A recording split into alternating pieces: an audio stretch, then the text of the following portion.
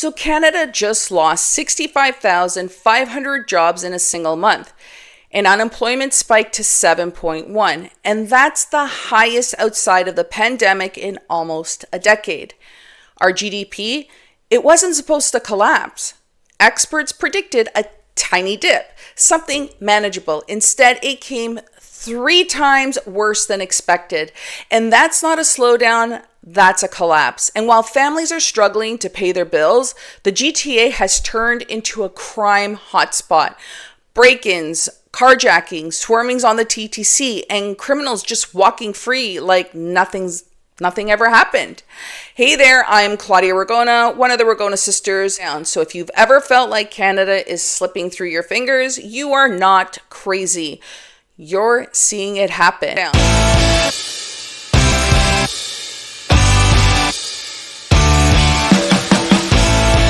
So here's what I'm going to show you. I'll explain why the GDP is shrinking, and it's not just a number, it's about your paycheck, your mortgage, and your grocery bill. I'll show you how billions are leaving the country every single month and why that's a vote of no confidence for our future. And I'll expose why corporations are gaming the hiring system by posting fake jobs and relying on subsidies for temporary foreign workers, while Canadians, well, they feel locked out. And this is the real state of Canada right now. And we need to talk about this country and what it could potentially look like 10 or 20 years from now if none of this changes.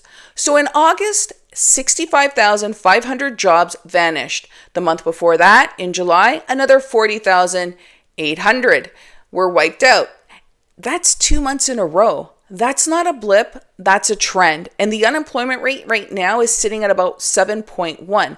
And that's the highest outside of the pandemic in almost a decade. And for young people, it's even worse. Youth unemployment is hovering around 14 to 15%. Think about that. 1 out of every 7 or 8 young people can't find a job. You graduate, you send hundreds of applications, and all you get are rejection emails or possibly no response at all. Maybe you pick up a gig job just to scrape by, but see, that's not building a life. That's survival. And here's where it cuts deeper. The labor force participation rate dropped to 65.1%. That's the lowest since the pandemic. And what does that translate to? Fewer people are not even bothering to look for work. Why? Because they don't see there's any point. They don't believe that these jobs exist, and they're not lazy, they're just in complete despair. That's Canadians saying, what's the point of trying when the system is rigged against me? So let's talk about the GDP. The GDP is just the total value of everything we make and sell in the country. It's like Canada's economic report card. So when the GDP goes up, the country's growing. When it goes down, the country's shrinking. The experts thought that the second quarter of 2025 would bring a small drop, maybe 0.5% annualized. Not great, but it was manageable. Instead, it fell 1.6% annualized. That's triple the hit. So let me put it into terms that anyone can understand. Imagine your household budget. You thought money would be a little tight this month. Maybe you cut back on eating. But instead of a small pinch, half of your paycheck never arrives. Suddenly, you're slashing groceries, delaying car repairs, and juggling bills just to stay afloat. That's what's happening to Canada's economy. The hit was way worse than expected, and businesses are now pulling back harder than anyone thought. The details are so ugly that auto exports collapsed by 25%, machinery exports fell 19%, travel services and the tourism industry fell 11%, business investment in equipment dropped, business GDP overall shrank 0.7%. So when exports drop that badly, this ripple effect hits everybody.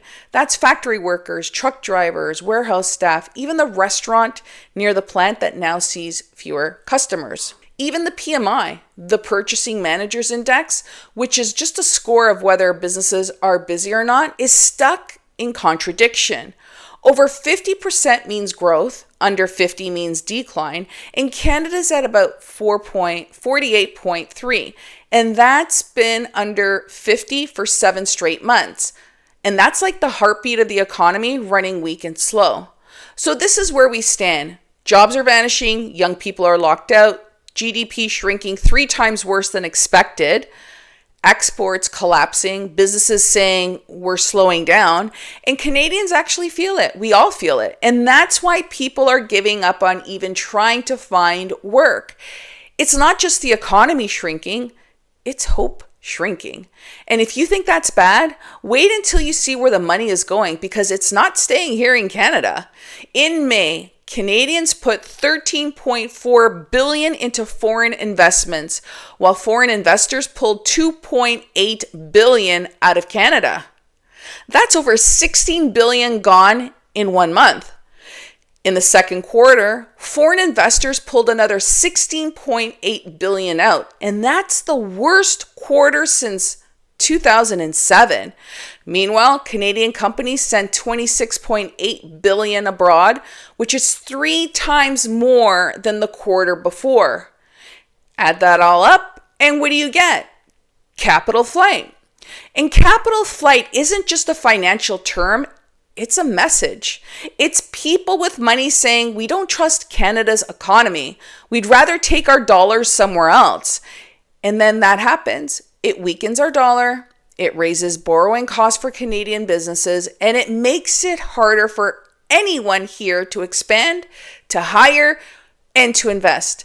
It's like trying to keep your household running while your bank account drains into somebody else's. And the current account deficit just hit a record $21.2 billion in the second quarter. That means we're buying way more from the world than we are selling, and we're paying out more than what we're bringing in. It's like running your whole life on credit cards. It works for a while, but eventually the interest and the stress will catch up.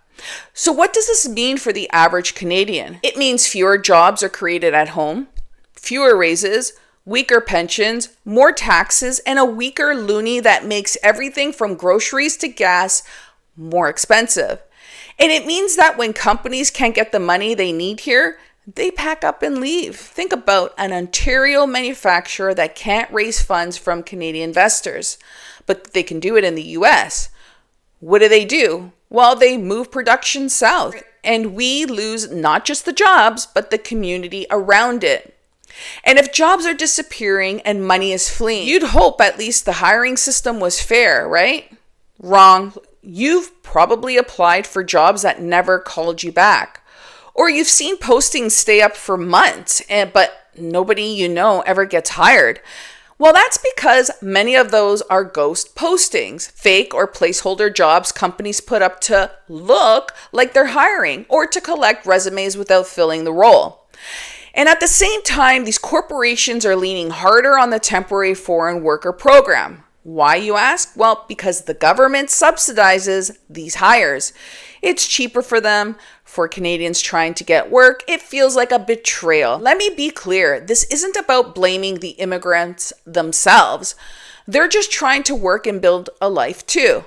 But the system is being gamed. Companies can cut costs by bringing in subsidized workers, while Canadians, well, they get locked out. Think about that in the context of 7.1% unemployment and nearly 15% youth unemployment, which I may add is up to the age of 24. So imagine being a Canadian grad, sending out 200 applications and getting nothing. Zero. Meanwhile, you hear that the warehouse down the road is fully staffed through temporary programs. What is the point of even trying? And while all of this is happening in the economy, the streets are changing too. And we obviously know it's not for the better. The GTA is drowning in crime. We got break-ins that are at all-time highs. Cars are being stolen right out of your driveway. Carjackings are happening in broad daylight. The TTC has become something people dread. Families don't feel safe. Parents are telling their kids to avoid taking transit alone. They're double locking their doors, installing cameras, sleeping with one eye open. Like, this is ridiculous. What has happened to Canada? And the worst part, even when criminals are caught, it's catch and release. They're out on bail in days. The headlines always say the same damn thing. Known to the police, and then they're back on the street. That's not justice. That's a friggin' joke. But put it all together, people are losing jobs, people are losing hope, money is leaving this country, corporations gaming this system, and streets that don't feel safe. That is not just a slowdown, that's a damn collapse. And the scary part is, people know it, you know it, and I know it. So here are the takeaways. First, Canada's economy isn't just slowing, it's shrinking away worse than expected. And these jobs are disappearing, unemployment is climbing, and people are losing hope. Second, billions are leaving Canada every single month.